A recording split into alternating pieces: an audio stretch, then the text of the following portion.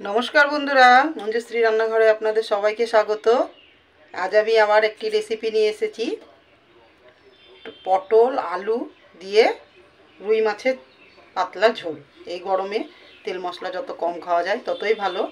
তো আমি এই রেসিপিটির জন্য আজ মাছের ঝোলে 5 মিশালি মশলা দেব।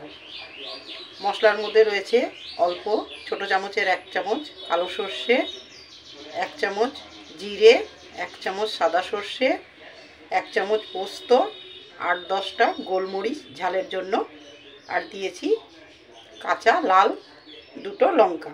লঙ্কাটা আপনারা আপনাদের প্রয়োজন মতন দেবেন।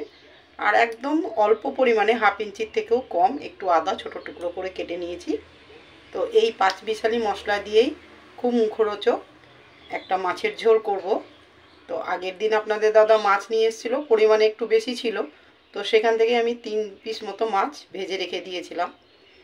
আর মাঝারি সাইজের একটা টমেটো এখানে নিয়েছি, মাঝারি সাইজের 2টো আলু লম্বা ফালি ফালি করে কেটে নিয়েছি, আর নিয়েছি 5-6টা পটল। এই সবজি দিয়ে আজ আমি পাতলা মুখরোচক মাছের ঝোল রেসিপি করব। তো সমস্ত কিছু ধুয়ে কেটে বেছে নিয়েছি। তো মশলাটা রেডি করে আমি ফিরে আসব মূল রেসিপিতে।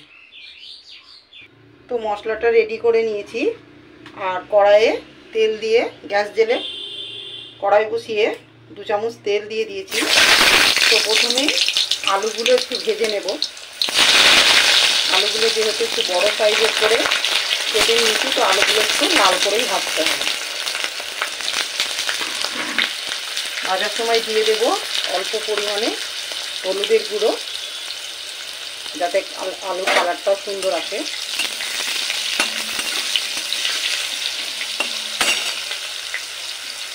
আর দেব অল্প পরিমাণে লবণ।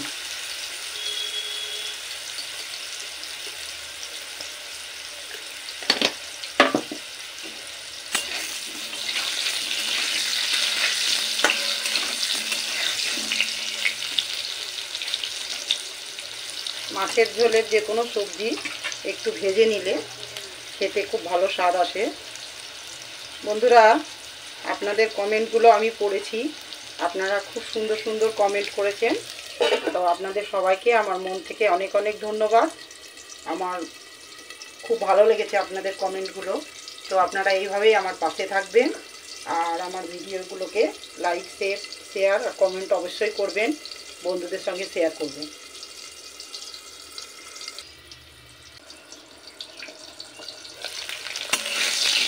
তো আলুটা কিছুটা ভাজা হয়েছে। তো আমি পটলগুলো পুরো ছাড়াইনি, এরকম খোসা একটু রেখে রেখেই ছাড়িয়েছি। পুরো ছাড়িয়ে দিলে কি হবে, ঝোলের মধ্যে পটলটা একদম নেতিয়ে যাবে। তো সেই কারণে আমি পটলের একটু খোসা রেখে ছেড়েছি। এই সময় দিয়ে দেব পটলগুলো, তাহলে আলুর সাথে পটলগুলো ভাজা হয়ে যাবে। সেই জন্য আমি তেলের পরিমাণটা একটু বেশি দিয়েছি।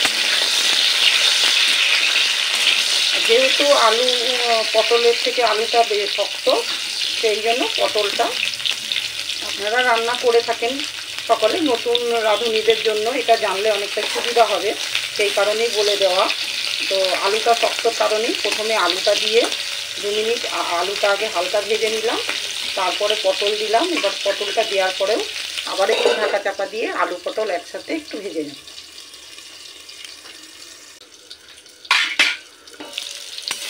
তো আলু আর পটল এই সুন্দর একটা কালার চলে এসছে, অনেকটাই ভাজা হয়ে গেছে। একদম কড়া করে ভাজবো না, একটু রং ধরিয়ে ভেজে নিয়েছি। এই সময়ে আমি আলু পটলগুলো একে একে সব তুলে নেব। এই কড়াইয়ে রান্নাটা করে নেব। মাছটা যেহেতু হালকা ভেজে রাখা আছে, মাছটাও আর ভাজবো না। এই কড়াইয়ের মধ্যেই দিয়ে দেবো আরও 1 চামচ তেল।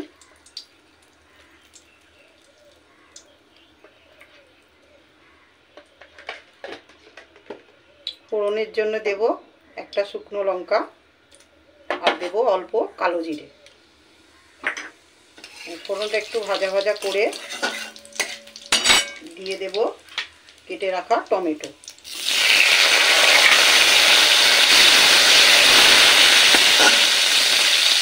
গরমে মাছই আমাদের শরীরের পক্ষে অনেক স্বাস্থ্যকর। তো বড় মাছের থেকে ছোটো মাছটাই বেশি ভালো। এবার এখানে দিয়ে দেব পরিমাণ মতন লবণ, তাহলে টমেটোটা অনেকটাই নরম হয়ে যাবে। তো মাছের ঝোলে যতটা লবণ লাগবে সেই লবণটা দিয়ে দেবো এখানে।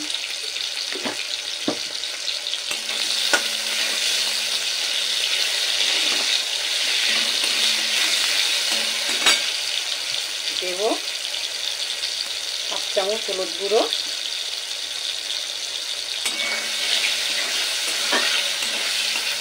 মশলাটা আমি খুব ফাইন একেবারে মিহি করে বেটেছি, শিলেই বেটেছি।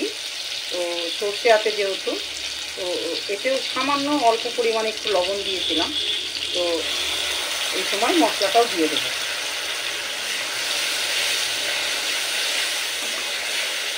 আপনারা মিষ্টিতেও বাড়তে পারেন, তাতে কোনো অসুবিধা নেই, কিন্তু পেস্টটা খুব ফাইন হতে হবে। মাছের ঝোলের মশলা যত মসৃণ হবে ঝোল খেতে ততই ভালো হবে। এখানে আর কোনো গুঁড়ো মশলা দেব না, যেহেতু বাটা মশলার মধ্যেই লঙ্কা, জিরে, সর্ষে, গোলমরিচ সমস্ত কিছু দেওয়া আছে। তো আর কোনো গুঁড়ো মশলা দেওয়ার প্রয়োজন নেই। হলুদ লবণ তো দিয়ে দিয়েছি। এবার মশলা ভালোভাবে কষিয়ে নিই। বাটি ধোয়া জলটা একটু দিয়ে দেব।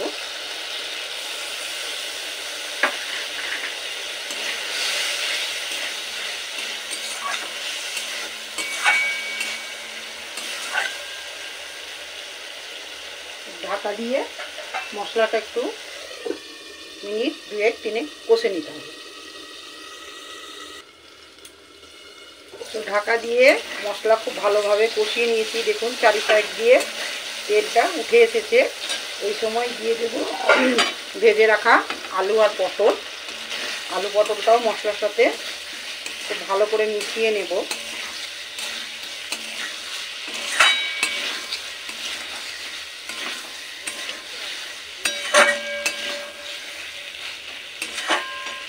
আলু পটল দিয়ে 1 মিনিট ঢাকা দেব, একটু মশলার সাথে ভালো করে কষিয়ে নেওয়ার জন্য। 1 মিনিট ঢাকা দিয়েছিলাম। আলু পটল মশলার সাথে খুব সুন্দরভাবে কষানো হয়ে গেছে। এবার ঝোলের জন্য দিয়ে দেব উষ্ণ গরম জল। গরম জলটা দিলে ঝোলের স্বাদটা একটু ভালো আসে। ফুটন্ত নয়, একদম উষ্ণ গরম জল। তো একটু ঝোল বেশিই দিলাম দুপুরবেলার পাতে। আর প্রথমেই বলেছি যে মাছের ঝোল হবে, তো সেই কারণে আমি জলের পরিমাণটা একটু বেশি দিয়েছি। আপনারা যদি ঝোল কম খেতে চান তাহলে জল সেই পরিমাণেই দেবেন। তো এবার ঝোল দিয়ে ঢাকা দিয়ে ঝোলটা ফুটতে দেব, তারপরে মাছ দেব। তো বন্ধুরা দেখুন ঝোল খুব সুন্দরভাবে ফুটে গেছে, আর ঝোলের কালারটা খুব সুন্দর এসেছে। আমি কিন্তু কোনো লঙ্কার গুঁড়ো দিইনি, টমেটো আর ওই যে লাল কাঁচা লঙ্কা বাটা দিয়েছিলাম, সেই কারণেই ঝোলের কালারটা খুব সুন্দর এসেছে। তো এই সময় দিয়ে দেব মাছ। এই রকম মাছের ঝোলে আপনারা পেঁপে, কাঁচকলাও দিতে পারেন, তাতেও খুব ভালো স্বাদ আসে। বড় মাছ দিয়ে যে করতে হবে তার কোনো মানে নেই, আপনারা চারা পোনা কিংবা বাটা মাছ দিয়েও করতে পারেন, তাতেও স্বাদ খুব ভালো আসে। খুবই স্বাস্থ্যকর একটি রেসিপি। তো আমার কাছে পটলটাই ছিল, সে কারণে আমি আলু পটল দিয়েই করলাম। তো এতে পেঁপে আর কাঁচকলা দিলে আরও ভালো লাগে। তো সবজি আপনারা আপনাদের পছন্দ মতো দেবেন। তো মাছ দেওয়ার পর আরও কিছুক্ষণ ঢেকে মাছটা সেদ্ধ হতে দেবেন। মাছ দেওয়ার পরেও 5 মিনিট খুব ভালোভাবে ফুটিয়ে নিয়েছি। তো দেখুন বন্ধুরা রেডি হয়ে গেছে আমাদের মাছ পাঁচমিশালি মশলা দিয়ে মাছের ঝোল। এই পাঁচমিশালি মশলাটা দেওয়ার কারণে এই মাছের ঝোলের স্বাদটা খুব সুন্দর আসে, মানে অন্যরকমই একটা স্বাদ আসে। আমরা হামেশাই তো জিরে বাটা দিয়ে মাছের ঝোল খাই কিংবা সর্ষে বাটা। তো আমি যে পদ্ধতিতে করলাম, সমস্ত মশলা অল্প অল্প দিয়ে মাছের ঝোলটা করলাম। তো আপনারাও অবশ্যই একবার এইরকম করে খেয়ে দেখবেন, আর আমাকে কমেন্টের মাধ্যমে জানাবেন আপনাদের কেমন লেগেছে। আশা করি আপনাদেরও খুব ভালো লাগবে। খুবই মুখরোচক, অন্য স্বাদের এই ঝোলটা। তো আর আমি ঝোল কমাবো না, তো তো রেডি হয়ে গেছে আমাদের মাছের ঝোলের রেসিপি। তো 5 মিনিট ঢাকা দেওয়ার পর দেখাচ্ছি আপনাদের কেমন হয়েছে আমাদের পাঁচমিশালি মশলা দিয়ে মাছের ঝোল।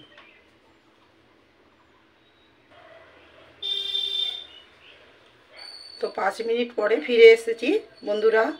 দেখুন মাছটা দেখতে কত লোভনীয় হয়েছিল। তো ঢাকা দেওয়ার সময় 2-4টে ধনেপাতা ছিল, সেটাও আমি মাছের ঝোলে দিয়ে দিয়েছি। ধনেপাতা দিলে তো যে কোনো জিনিসের স্বাদ একটু বাড়ে। তো আপনাদের কাছে অনুরোধ রইল আপনারাও এইভাবে একবার মাছের ঝোল রেসিপি করে খাবেন। তাতে যে কোনো মাছ হতে পারে, মাছের জন্য কোনো সমস্যা নেই। তো আপনারা সব সময় আমার পাশে থাকবেন, আমার পেজটিকে ফলো করে চ্যানেলটিকে সাবস্ক্রাইব করবেন, আর বেশি বেশি বন্ধুদের সঙ্গে শেয়ার করবেন। একই কথা বারবার বলছি। তো অবশ্যই আমার ভিডিওগুলো প্রথম থেকে শেষ পর্যন্ত দেখবেন। ফিরে আসবো আবার নতুন কোনো রেসিপি নিয়ে। সকলে ভালো থাকবেন, সুস্থ থাকবেন। ধন্যবাদ।